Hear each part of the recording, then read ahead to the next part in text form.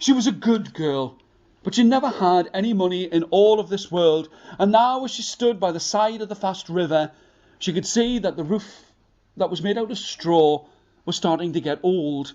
But she didn't have any time to think about that, for she was hungry, starving, hungry, by the side of the river, and this girl had a blue rod in her hands that had been given to her by her father, and she was catching the fish that lived in the river. The fish were as golden as the sun at a sunset, and somehow, on this day it seemed so strange that as the sun was setting, there was a rainbow in the air.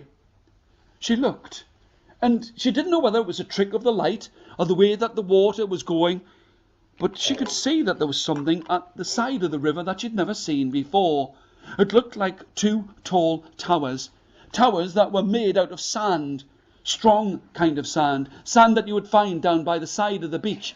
And as she looked, she could see that there was a man inside, a man who had in his hands a ball. It wasn't a bouncing ball, it wasn't a ball that was made out of gold, it was a ball that was made out of glass.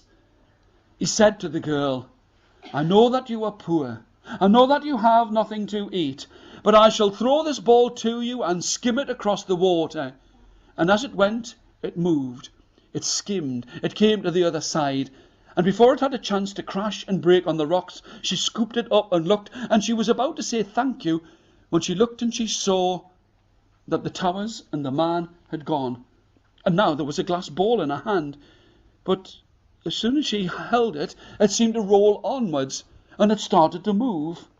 She could hear the old man's voice above the racing waters of the fast-flowing river. It said, "Follow the ball, and you shall have a good life."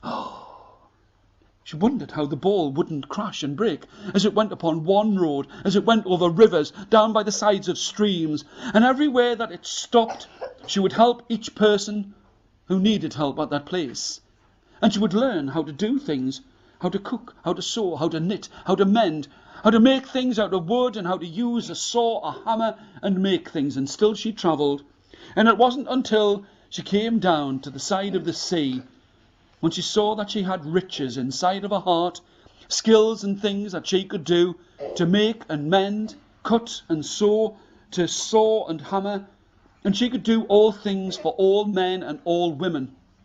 And she was a good woman, because now she changed from a girl to a woman. And down by the side of the sea, she put in her pocket another piece of gold that she'd been given for helping someone. She sat with a cake.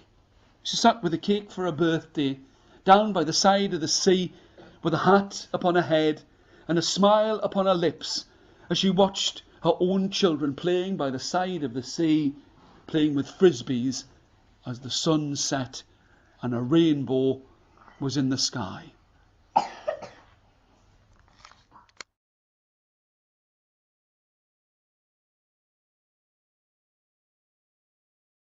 Back straight, big deep breath, here we go.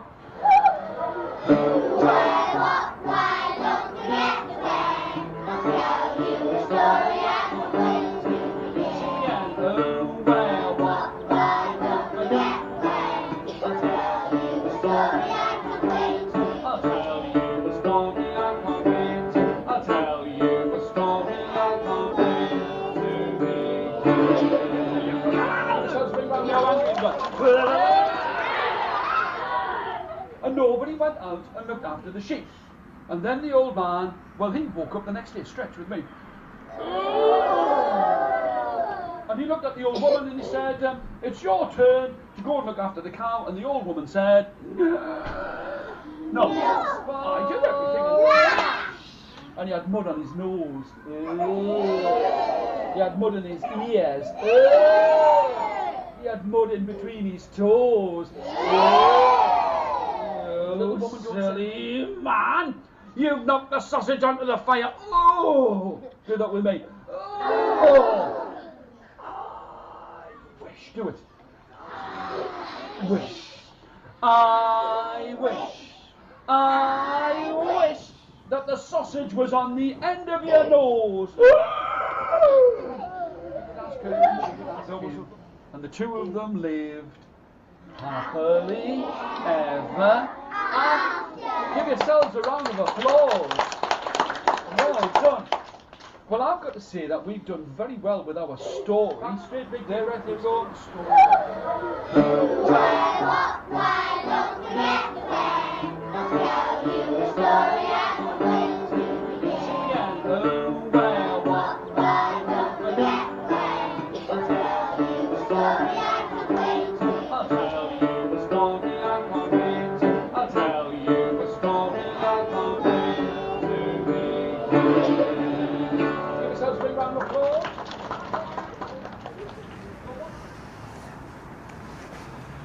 So today was in a school that I've been to before.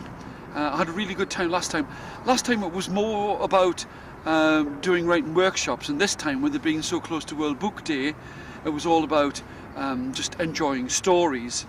A great time, as I've said already, about the fact that all of the children were being sort of taken to school in 4x4s, and everybody was racing there to be on time. There's such a contrast to some of the other schools that I work in, where perhaps school is sometimes seen almost as a babysitting service, and not a well-respected one at that. But a great day, and I think it's a testament to the teachers that the children were witty and funny, and they got all of the jokes, and it wasn't all about the academia. It was about like interaction, and I love children who are really sparky, who are ready to sort of take a joke and give as good as they get. Very interesting that this is the second time I've been there, and also the fact that the teachers picked up so much on the songs that I'd sung with the children before, that the children almost felt as if, well, a bit like a superstar really, because the children knew all of the songs because they'd actually played the CDs that I'd sent to the school. Very good. Loved it. Thankfully, we've received some news from our friends in Chile and Argentina. Quite an emotional email, to say the least, but everything seems to be going ahead, despite everything that's going on over there, and still looking forward to the trip.